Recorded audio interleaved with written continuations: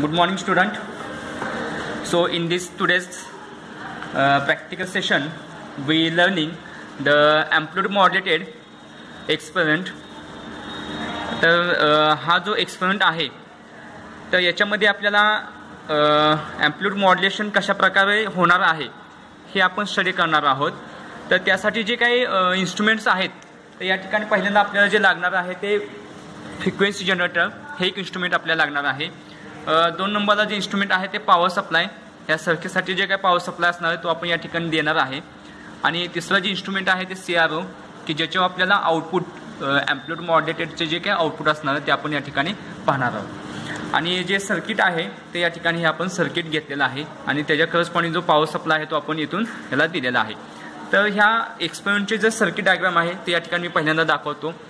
So this is the circuit diagram for the amplitude modulated modulation. तर हे कशा प्रकारे जोडलेलं आहे बघा. हा एक ट्रान्झिस्टर घेतलेला आहे, म्हणजे हा जो ट्रान्झिस्टर आहे हा एक ऑसिलेटर सर्किट म्हणून यूज केलेला आहे. ट्रान्झिस्टरमध्ये काय केलेलं आहे तर हे LC सर्किट वापरलेलं आहे आणि ट्रान्झिस्टर एक फीडबॅक सर्किटमध्ये यूज करून एक आपण ऑसिलेशन्स क्रिएट केलेले आहेत, म्हणजे हे ऑसिलेटर म्हणून काम करणार आहे. आणि हे या ठिकाणी जे आपल्याला वेवफॉर्म क्रिएट होणार आहे at the collector of this transistor, ही जी काय वेवफॉर्म असणार आहे ती काय असणार तर आपली कॅरियरची वेवफॉर्म असणार. कारण आपल्याला माहिती आहे amplitude मॉड्युलेशन म्हणजे काय असणार तर आपल्याला 3 प्रकारच्या वेवफॉर्म्स असणार आहेत. एक असणार आहे कॅरियर वेवफॉर्म, दुसरी असणार आहे मॉड्युलेटिंग सिग्नल आणि तिसरा जो असणार तो मॉड्युलेटेड सिग्नल. तर पहिली जी काही कॅरियर वेवफॉर्म असणार हाय फ्रिक्वेन्सी सिग्नल तो आपण या ठिकाणी क्रिएट करणार आहोत. तर त्यासाठीचं हे काय आहे तर सर्किट आहे. आणि नंतर पुन्हा आपण एक डिमॉड्युलेशन सर्किटसुद्धा या ठिकाणी वापरलेलं आहे, म्हणजे या ठिकाणी मॉड्युलेशनसुद्धा एका सर्किटमध्ये आपण करणार आणि डिमॉड्युलेशनसुद्धा या सर्किटमध्ये करणार. तर आपल्याला मेजरमेंटचा पार्ट काय आहे तर या ठिकाणी एवढ्या आपल्या 2-3 गोष्टी आपल्याला मेजरमेंट करायच्या आहेत. काय असणार तर मॉड्युलेट सिग्नल फ्रिक्वेन्सी, म्हणजे मॉड्युलेटेड सिग्नल फ्रिक्वेन्सी म्हणजे या ठिकाणी जो आपण सिग्नल देणार आहे मॉड्युलेशनसाठी तर तो जो असणार तो त्या सिग्नलची फ्रिक्वेन्सी आपल्याला मेजर करायची आहे. नंतर आहे कॅरियर फ्रिक्वेन्सी, त्याची फ्रिक्वेन्सी जी काय आहे ती आपल्याला मेजर करायची आहे. amplitude of the carrier, amplitude of the modulate signal ह्या गोष्टी आपल्याला मेजर करायच्या आहेत. आणि जो आपल्याला हा पॅटर्न आपण पाहतोय, हा जो काय पॅटर्न तुम्हाला पाहायला दिसतोय या पॅटर्नवरून आपण काय फाइंड करणार आहे तर Vmax. त्या ठिकाणी Vmax सांगितलेलं आहे. Vmax काय आहे तर दिस इज अ मॅक्झिमम. तर हा सेंट्रल पॉईंट घ्यायचा आहे आणि त्यापासून काय करायचं आहे हे जे amplitude आहे त्याला काय आपण म्हणणार ते Vmax म्हणणार. तर या ठिकाणी आपण Vmax द्यायचं आहे.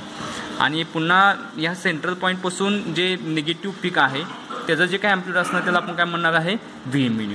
आणि हे पुन्हा आपण कशात पुट करणार आहे तर एक मॉड्युलेशन इंडेक्सच्या फॉर्म्युलामध्ये पुट करणार आहे Vmax minus Vmin divide by the Vmax plus Vmin. आणि अशा प्रकारे आपण काय करणार ते हे मॉड्युलेशन इंडेक्स फाइंड करणार. तर आपण काय करूया एक पार्ट पहिल्यांदा पाहूया. काय करायचं आहे आता आपल्याला मॉड्युलेट सिग्नल फ्रिक्वेन्सी. आता हे काय मेजर करत बसायची गरज नाही.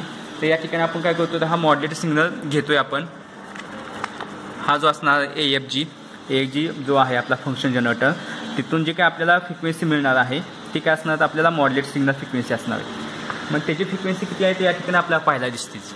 ही फ्रिक्वेन्सी आहे इथे किती आहे तर 1.33 किलोहर्ट्झ फ्रिक्वेन्सी आहे. मग हे काय मेजर करत बसायची गरज नाही, म्हणजे हा जो पहिला पॉईंट आहे तो संपलेला आहे मॉड्युलेट सिग्नल फ्रिक्वेन्सी.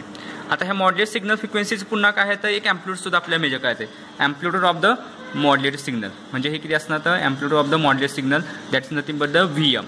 हे किती आहे तर हे कसं मेजर करायचं आहे ते इथंच दिसतंय. ह्या सिग्नलचं आपण जे काय amplitude दिलेलं आहे काय आहे तर 17.5 काय असेल ते दिलं आहे ते घ्यायचं आहे आपल्याला. म्हणजे हे झालं तुमचं amplitude of the modulate signal. आता जो दुसरा पार्ट आहे कॅरियर फ्रिक्वेन्सी.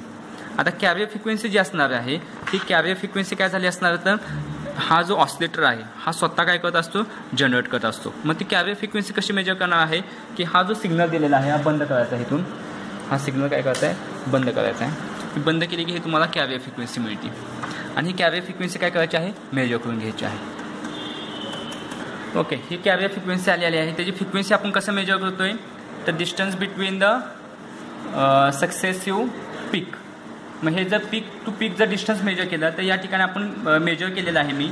तर फ्रिक्वेन्सी जी आहे ती फ्रिक्वेन्सी कशी असते तर या ठिकाणी सांगितलेलं आहे. सो पहिल्यांदा आपल्याला काय करायचं आहे तर टाइम पिरियड मेजर करायचा आहे, कॅपिटल टी. मग कॅपिटल टी कसा आपण फाइंड करतोय? So this capital T is nothing but the small T into lambda. Lambda म्हणजे काय असणार? तर हे peak to peak distance. So lambda is nothing but the this is lambda is nothing but the अशा प्रकारचं हे जे आहे हे जे काय असणार तर त्याला आपण काय म्हणतोय? तर हे लॅम्बडा. This is lambda. आणि हे टाइम म्हणजे काय असणार? Small T. स्मॉल टी जो असणार तो तुमचा या ठिकाणी नॉब जो आहे तर तो ते जे काय असणार आहे नॉब किती टाइम पर डिव्हिजन आहे तो आपण काय करणार? ते मेजर करणार. या ठिकाणी जर तुम्ही पिक टू पिक जर डिस्टन्स मेजर केलं तर ते किती दिसणार? 1 आणि 2. तर या ठिकाणी मी काय केलं तर हे लॅम्बडा जो आहे तो 2 लिहिलेला आहे. So this is lambda is nothing but the 2. आणि हा जो स्मॉल टी जो आहे तो किती आहे? तर या ठिकाणी दिसतोय हा नॉब. तर हे किती आहे? 2.2 मायक्रोसेकंद आहे. So this is nothing but the 0.2 microsecond. म्हणजे किती झालेलं आहे? This is nothing but the 0.4 microsecond. So this is nothing but the capital T is nothing but the 0.4 microsecond. So 0.4 microsecond. आणि असं जर तुम्ही काही कॅल्क्युलेशन्स केलं हे कॅल्क्युलेशन जर केलं तर किती येत आहे? 1 डिवायडेड बाय द 0.4 इंटू 10⁻² -6 आहे ते वरती गेल्यानंतर काय होईल? तर +6 होईल. तेच कसं होईल? तर 1000 इंटू 10⁻³ डिवायडेड बाय 0.4 हे जर आपण कॅल्क्युलेशन केलं तर आपल्या फ्रिक्वेन्सी काय मिळणार आहे? 1000 आपल्याला मिळणार आहे ही 2.2500 इंटू 10⁻³ म्हणजे ही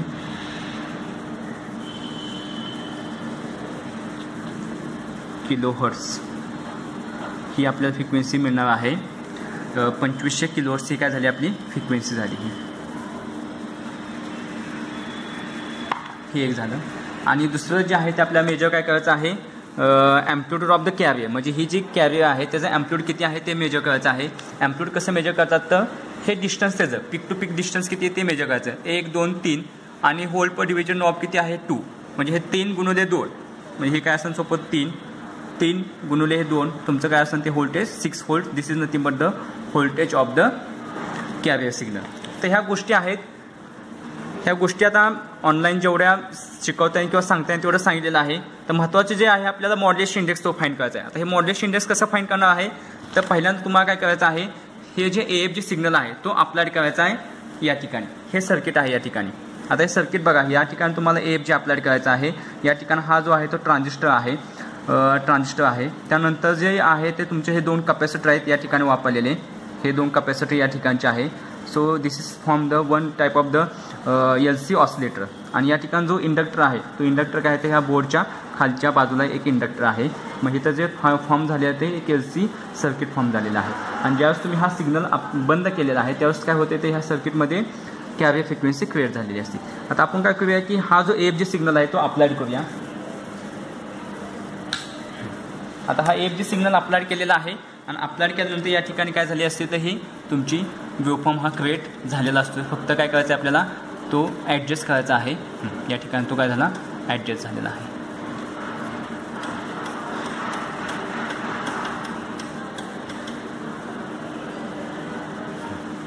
तर हा झाला तुमचा ॲम्प्लिट्यूड मॉड्युलेटेड वेव्हफॉर्म. आता हे कुठं आपण घेतलेलं? तर हे जे आउटपुट आहे बघा या ठिकाणी आपण घेतलेलं आहे.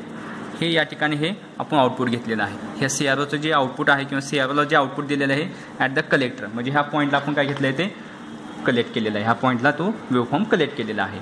आणि हा कशा दिला आहे? तर CRO तो. तर तुम्हाला या ठिकाणी हे वेव्हफॉर्म पाहायला मिळते. This is nothing but the amplitude modulated waveform. आता ह्याच्यामध्ये आपल्याला मेजर काय करायचं आहे? एक तर मॅक्झिमम त्याचं व्होल्टेज जे आहे ते मेजर करायचं आहे. हे मॅक्झिमम आणि एक मिनिमम मेजर करायचं आहे. आता हे मिनिमम कसं मेजर करता येईल बघा. हा जो पॉईंट आहे आता हे या ठिकाणी बघा हे जे आहे ते मी काय केलेलं आहे? हे अशा प्रकारे घेतलेलं आहे. हे अशा हे वेव्हफॉर्म आहे. तर this is nothing but the V minimum consider करायचं आहे. आणि हे काय असणार? तर हे व्ही मॅक्स असणार आहे. तर व्ही मिनिमम किती दिसतं आहे? तर ह्या पॉईंटपासून आता ह्या जो पॉईंट आहे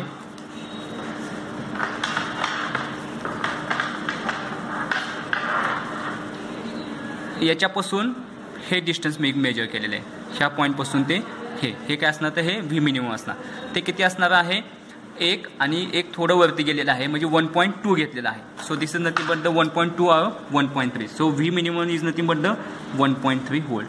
आणि व्ही मॅक्स किती असणार आहे, तर पुन्हाच ते काय केल्याने हा रेफरन्स लाईन घेतली मी, दिस इज अ रेफरन्स लाईन, आणि ह्या रेफरन्स लाईनपासून हे काय आहे, तर हे वरती गेलेलं आहे. तर हे किती गेलेलं आहे, 1 आणि 2, ॲप्रॉक्सिमेट किती आहे ते 2 घेतलेले किंवा 2.2 आलेले आहे माझं.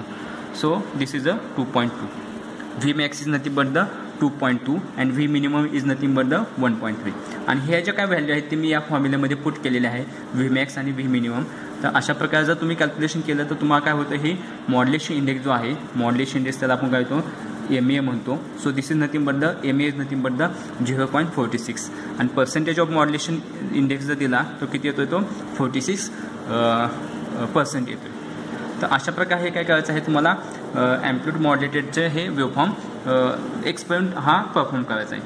आता पुन्हा जर तुम्ही हे जे डिमॉड्युलेटेड वेवफॉर्म जर पाहायचं असेल तर डिमॉड्युलेटेड वेवफॉर्म कुठं पाहायला मिळणार आहे, त्या ठिकाणी तुम्ही पाहू शकता across the register and capacitor. तर या ठिकाणी हे एक रजिस्टर आहे आणि कॅपॅसिटर आहे. इथं जर तुम्ही हे वेवफॉर्म दिलं, हे CROचं आउटपुट दिलं, तर तुम्हाला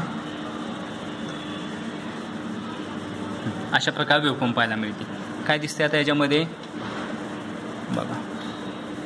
so this is the waveform.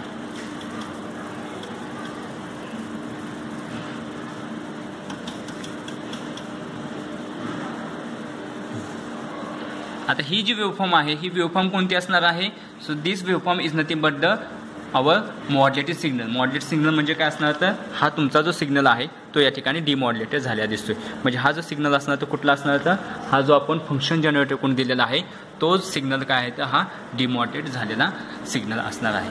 सध्या आपल्याला त्याचं काय मेजरमेंट घ्यायचं नाही, फक्त आपल्याला मेजरमेंट कशाचं घ्यायचं आहे, तर मॉड्युलेटेड वेवफॉर्मचं घ्यायचं आहे, की जे आता आपण घेतलेलं आहे. ओके.